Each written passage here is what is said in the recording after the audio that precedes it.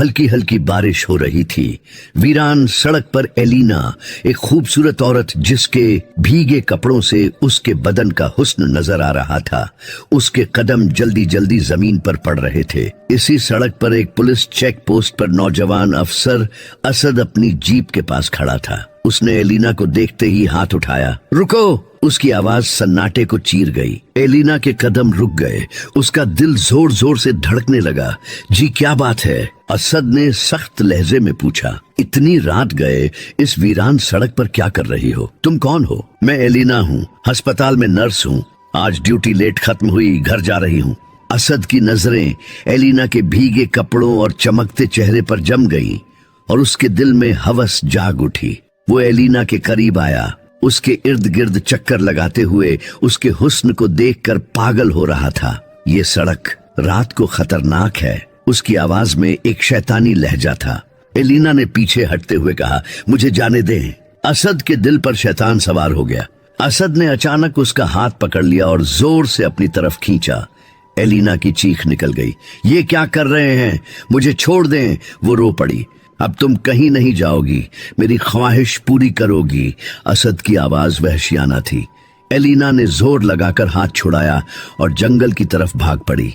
असद उसके पीछे दौड़ा, चिल्लाते हुए, रुक जाओ वरना तुम्हें नहीं छोड़ूंगा। एलिना जंगल में दाखिल हुई, लेकिन एक पत्थर से ठोकर खाकर गिर पड़ी। उसका दुपट्टा जमीन पर बिखर गया। असद फौरन उसके पास पहुंच गया। अब कोई तुम्हें नहीं बचाएगा, उसने एलिना का दुपट्टा खींचते हुए कहा। अगर तुम मेरी बात नहीं मानोगी तो मैं तुम पर एक झूठा पर्चा देकर तुम्हें जेल में बंद कर दूंगा। एलिना की आंखों में आंसू चमक रहे थे, लेकिन उसने मजबूती से कहा, ठीक है, मैं तुम्हारी बात मानूंगी, लेकिन मेरी एक शर्त है। असद ने हैरत से पूछा, बताओ कौन सी शर्त है? मैं एक बेवा औरत हूँ, मेरा शौहर मर चुका है, मेरा इस दुनिया में कोई नहीं। अगर तुम्हें मैं पसंद आई हूं, तुम मुझे हासिल करना चाहते हो, अपनी बाहों में देखना चाहते हो, तो मुझे अपने घर नौकरानी रख लो। मैं हमेशा के लिए तुम्हारी हो जाऊंगी। असद एक लम्हे के लिए सोच में पड़ गया। ये औरत मेरी नौकरानी क्यों बनना चाहती है? लेकिन एलिना की खूबसूरती, उसका चमकता चेहरा, उसका हुस्न उसके दिल को पिघला रहा था। असद लड़कियों के जिस्म का भूखा और हवस परस्त पुलिस अफसर था। असद ने कहा, ठीक है एलिना, मैं तुमको अपनी नौकरानी रख लूंगा, लेकिन मेरी भी यह शर्त है कि मैं अपनी ख्वाहिश अभी पूरी करूंगा। तुम्हारा बारिश में भीगा हुआ बदन मेरी बर्दाश्त से बाहर है। एलिना ने अपने छुपे हुए राज को छुपाते हुए हाँ कर दी। तुमने जो करना है कर लो। असद आगे बढ़ा और वहशी बनकर एलिना पर छा गया और अपनी हवस पूरी कर ली। लेकिन हकीकत में एलिना कौन थी, क्या चाहती थी, यह एक खौफनाक राज था। असद एलिना को लेकर अपने घर पहुंचा, जहां असद की माँ, असद का बाप और असद का छोटा भाई रहते थे। जैसे ही वह दोनों दरवाजे से अंदर दाखिल हुए, असद के बाप ने पूछा, बेटा ये औरत कौन है और हमारे घर में क्या कर रही है? असद ने एलिना की तरफ एक लम्हे के लिए देखा, फिर उसने मुस्कुराते हुए कहा, अब्बू ये हमारी नई नौकरानी है। अम्मी घर के काम से हमेशा थक जाती हैं, इसलिए मैंने सोचा कि उनके लिए कुछ मदद ले आऊं। असद के बाप ने एक गहरी सांस ली, एलिना को गौर से देखा। उसी वक्त असद की माँ बावर्ची खाने से निकली। उसने एलिना को देखा और खुशी से बोली, वाह बेटा, देखा मेरा बेटा मेरा कितना ख्याल रखता है। उसने एलिना से कहा, चलो बावर्ची खाने में आओ, मैं तुम्हें घर के काम समझा देती हूँ। एलिना ने सिर हिलाया और खामोशी से असद की माँ के पीछे चल दी। उसकी आंखों में एक अजीब सी वहशत थी, जो न असद के बाप ने देखी न असद की माँ ने। रात के वक्त जब घर में सन्नाटा छा जाता, असद घर वालों से छुपकर एलिना को काम के बहाने अपने कमरे में बुलाता था। वह एलिना को अपनी हवस का निशाना बनाता, उसके खूबसूरत बदन को हासिल करके खुश होता था और अपनी चालाकी पर फख्र करता था। एलिना खामोशी से सब कुछ बर्दाश्त करती, लेकिन उसके चेहरे पर एक पुरासरार मुस्कुराहट रहती थी, जैसे वह किसी बड़े राज के लिए यह सब बर्दाश्त कर रही हो। असद घर पर न होता, एलिना उसके कमरे में चली जाती।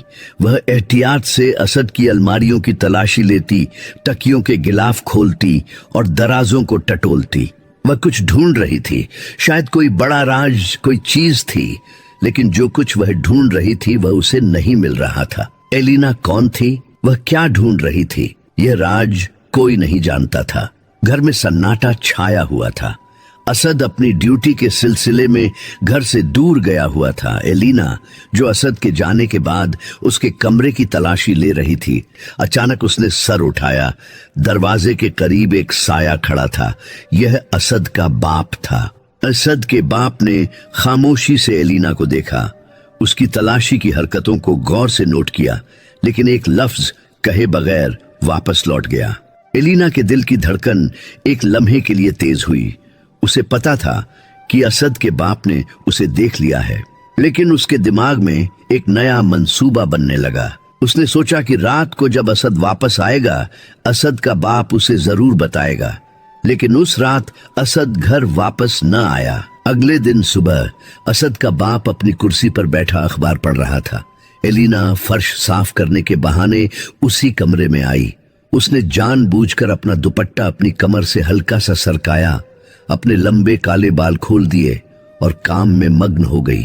असद के बाप की निगाहें अचानक उस पर पड़ी। एलिना का खूबसूरत बदन, उसके खुले हुए बाल और उसकी चालाकी से बनाई गई अदाएं देखकर उसका दिल ललचा गया। उसका दिल पगलने लगा, लेकिन उसने खुद पर काबू किया और निगाहें फेर ली। वह खामोशी से उठा और कमरे से बाहर चला गया, लेकिन एलिना की चमकती हुई खूबसूरती उसके जहन में घूमती रही। शाम को एलिना बावर्ची खाने में बर्तन धो रही थी। असद का बाप पानी पीने के बहाने बावर्ची खाने में आया। एलिना ने उसे देखते ही अपने बाल दोबारा खोल दिए और अपना दुपट्टा कंधे से हल्का सा सरका दिया। उसकी चालाकी ऐसी थी कि कोई भी उसके जाल में फंस सकता था। असद के बाप की निगाहें उस पर जम गईं। उसका दिल तेज धड़कने लगा, उसके हाथ कांपने लगे। उसने जल्दी से पानी का गिलास उठाया, एक घूंट पिया और बाहर निकल गया। लेकिन एलिना की खूबसूरती, उसका चमकता चेहरा और उसका दिलकश बदन उसके ख्यालों में बार बार उभरने लगा। आधी रात का वक्त था। घर पर सन्नाटा छाया हुआ था। असद अभी तक वापस नहीं आया था। असद का बाप अपने कमरे में बेचैन लेटा था। एलिना की तस्वीर उसके जहन से नहीं निकल रही थी। आखिर वह अपने दिल के हाथों मजबूर हो गया। वह चुपके से अपने कमरे से निकला और सीधा एलिना के कमरे की तरफ चला गया। दरवाजा हल्का सा खुला था। एलिना बिस्तर पर लेटी हुई थी, मुंह दूसरी तरफ किया हुआ था, जैसे सो रही हो। लेकिन जैसे ही दरवाजे की हल्की सी आहट हुई, उसके होठों पर एक चालाक मुस्कुराहट उभरी। उसे पता था कि उसका जादू चल गया है। असद का बाप उसके कमरे में दाखिल हुआ। उसके हाथ कांपते हुए एलिना के खूबसूरत लंबे बालों में फिरने लगे। अचानक एलिना एकदम मुड़ी। उसकी आंखों में वही पुरासरार चमक थी। उसने असद के बाप को अपनी बाहों में ले लिया और आहिस्ता से कहा, आप मेरे हो और मैं आपकी, लेकिन यह राज किसी को पता नहीं चलना चाहिए। उसकी आवाज में एक अजीब सी गहराई थी, जैसे वह कोई खेल खेल रही हो। एलिना ने न सिर्फ असद को बल्कि असद के बाप को भी अपने हुस्न के जाल में फंसा लिया था। लेकिन उसका असली मंसूबा क्या था? एलिना का राज अभी तक एक पुरासरार पर्दे में छुपा हुआ था। अगली रात जब असद घर पर मौजूद न था, घर में एक गहरा सन्नाटा छाया हुआ था। एलिना चुपके से असद के कमरे की तरफ बढ़ी और हमेशा की तरह कमरे की तलाशी लेने लगी। लेकिन हमेशा की तरह जो वह चाहती थी उससे न मिला। वह बेड के नीचे झुकी, हाथ आगे बढ़ाया और कोने में एक छोटा सा खुफिया खाना देखा जो दीवार में छुपा हुआ था। उसका दिल तेज धड़कने लगा। एलिना ने उस खुफिया खाने में हाथ डाला तो उसे एक लड़की की तस्वीर मिली, एक अंगूठी और एक गले में पहनने वाला लॉकेट मिला। लॉकेट खोला तो अंदर असद और किसी लड़की की तस्वीर लगी हुई थी जो खुशी के लम्हात में मुस्कुरा रहे थे। एलिना ने वह लॉकेट, वह अंगूठी और वह तस्वीर अपने दुपट्टे में बांध ली, कमरा ठीक किया और जल्दी से कमरे से बाहर निकल गई। एलिना अब असद के वापस आने का इंतजार करने लगी। एलिना के हाथ वह राज लग गया था जो सबके दिल दहला देने वाला था। असद काफी दिनों बाद घर वापस आया।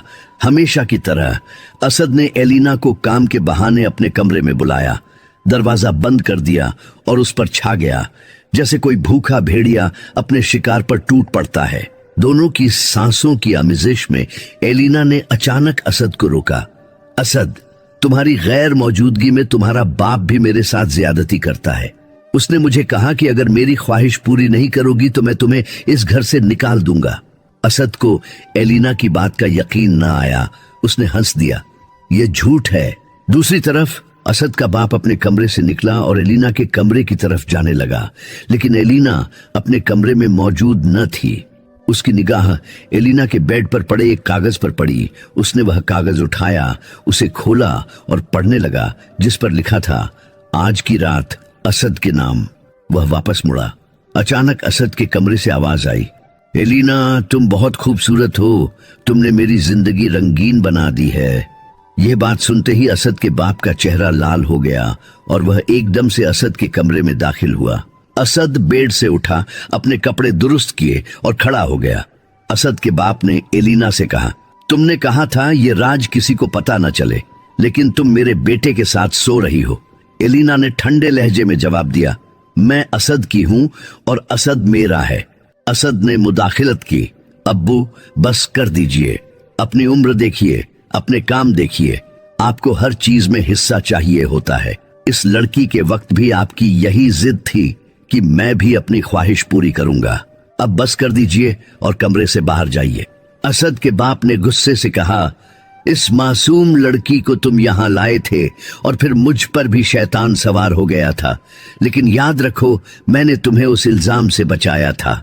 असद ने जवाबी गुस्से से कहा, आपने मुझे नहीं बचाया था। अगर आप मुझे न बचाते तो उस वक्त आप भी अंदर होते। असद के बाप ने गुस्से से चीखा, ये मेरा घर है, निकल जाओ मेरे घर से, इस औरत को भी अपने साथ ले जाओ। असद एलिना को लेकर अपने बाप के घर से निकल गया। घर से निकल जाने का सुनकर एलिना के चेहरे पर मुस्कुराहट फैल गई और शायद वह यही चाहती थी। असली खेल अब शुरू हुआ। अब वह राज खुलने वाला था जो एलिना अपने दिल में छुपाए बैठी थी। एलिना असद के साथ चल रही थी। उसकी आंखों में एक पुरस्कार चमक थी। असद, आओ, पास ही मेरा घर है जहां मैं रहती हूं। आज तुम्हें मैं वह तोहफा दूंगी जो तुम सारी जिंदगी याद रखोगे। असद बहुत खुश हुआ। उसकी आंखें चमक उठी और वह एलिना के साथ उसके घर की तरफ चला गया, बेखबर कि यह तोहफा उसकी जिंदगी का सबसे बड़ा खौफ बन जाएगा। एलिना ने घर का दरवाजा खटखटाया। एक बूढ़ी औरत ने दरवाजा खोला। एलिना और असद अंदर दाखिल हो गए। असद ने पूछा, एलिना, यह औरत कौन है? एलिना ने ठंडे लहजे में कहा, यह मेरी मुलाजिमा है। फिर एलिना ने दरवाजा बंद कर दिया और ताला लगा दिया। असद ने मुस्कुराते हुए पूछा, तुम ताला क्यों लगा रही हो? एलिना ने जवाब दिया, तुम्हें मैंने तोहफा देना है, कहीं भाग ही न जाओ। असद हंस पड़ा, बताओ मेरी जान, मेरा तोहफा कब दोगी? एलिना ने कहा, मेरे पीछे आओ। एलिना असद को घर के साथ बने एक कमरे में ले गई। उस कमरे में चारपाई पर कोई सो रहा था।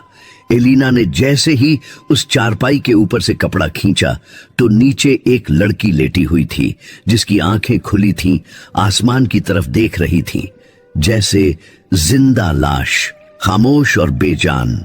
एलिना ने कहा, असद, यह लो, यह है तुम्हारा तोहफा। असद ने जैसे ही उस लड़की का चेहरा देखा तो वह घबरा गया। उसकी टांगें लड़खड़ा उठीं और वह कांपने लगा।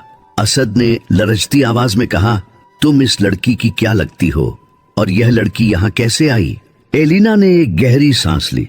उसकी आंखों में गम और गुस्से की आग भड़क उठी। यह लड़की काजल है और मैं इसकी मां हूं।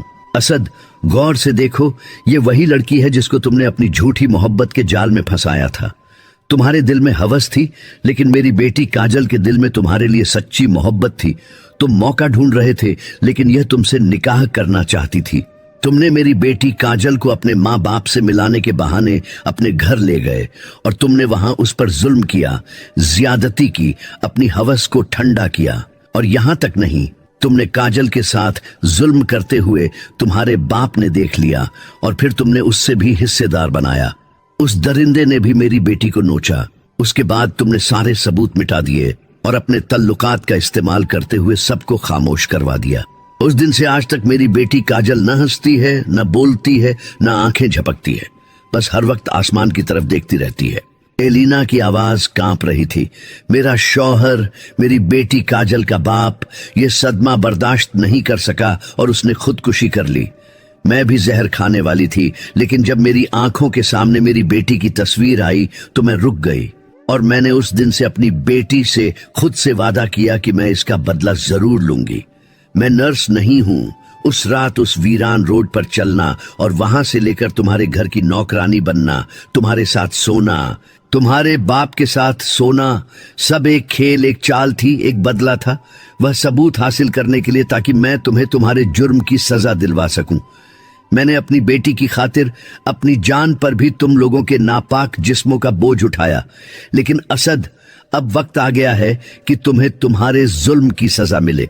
असद यह सब सुनकर कांप रहा था, लेकिन उसने फिर हिम्मत बांधी और हंसने लगा, कहने लगा, तुम्हारे पास क्या सबूत है कि यह सब कुछ मैंने और मेरे बाप ने किया है?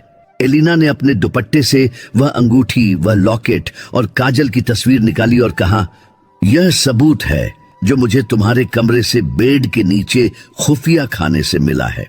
असद घबरा गया। वह आगे बढ़ा और एलिना को पकड़ लिया, हंसते हुए बोला, एलिना मेरी जान, यह सबूत तुम्हारे किसी काम नहीं आएंगे। मैं तुम्हारा वह हश्र करूंगा जो मैंने तुम्हारी बेटी का किया था। तुम्हारी बेटी ने बहुत शोर मचाया, फरियाद की, लेकिन मैं और मेरे बाप ने उसके साथ जो किया, आज वह जिंदा लाश की तरह पड़ी है। तुम्हारी हालत भी मैं यही करूंगा। एलिना जोर से हंसी और कहने लगी, असद, इतनी जल्दी भी क्या है? जरा सब्र करो, मेरे और तुम्हारे अलावा यहाँ पर कोई और भी है। एलिना ने आवाज दी, सर आइए, मैंने साबित कर दिया है कि असद मुजरिम है। कमरे के साथ बने स्टोर रूम से पुलिस का बड़ा अफसर और उसके साथ कांस्टेबल्स, जिन्हें एलिना ने पहले से ही एक खत के जरिए इत्तला दी हुई थी कि आज रात वह जुर्म साबित करेगी, वह कमरे में दाखिल हुए। पुलिस अफसर ने कहा, असद, तुमने अपने तल्लुकात इस्तेमाल करके बच गए थे, लेकिन आज हमने अपने कानों से सुन लिया और देख लिया कि तुम मुजरिम हो और तुमने यह जुर्म किया है, यह जुल्म किया है। मैं तुम्हें तुम्हारे ओहदे से हटाता हूं, मैं तुम्हें गिरफ्तार करता हूं। पुलिस वालों ने असद को गिरफ्तार कर लिया। दूसरी तरफ असद के बाप को भी गिरफ्तार कर लिया गया। थोड़ी देर बाद पुलिस अफसर ने एलिना के सर पर हाथ रखा, उसकी हिम्मत की दाद दी, उसकी बेटी का इलाज कराने का वादा किया और उससे इंसाफ न मिलने पर पुलिस की तरफ से माजरत की। पुलिस के जाने के बाद एलिना ने अपनी बेटी की तरफ देखा। उसके चेहरे पर एक इत्मीनान था। वह घुटनों के बल बैठ गई, अपनी बेटी की खातिर अल्लाह से अपने किए गए गुनाहों की मुआफी मांगने लगी। आंसुओं की लहर उसकी आंखों से बह रही थी, जैसे सालों का बोझ हल्का हो गया हो। अब घर में सिर्फ माँ बेटी की खामोशी थी और बाहर रात का अंधेरा एक नई सुबह की तरफ बढ़ रहा था। इंतकाम की आग बुझ गई थी और इंसाफ की रोशनी चमकने लगी थी। प्यारे दोस्तों, अगर आपको यह कहानी पसंद आई है तो हमारा चैनल सब्सक्राइब करना मत भूलिएगा। वीडियो को लाइक करें और कमेंट में अपनी राय का इजहार जरूर करें। बहुत शुक्रिया।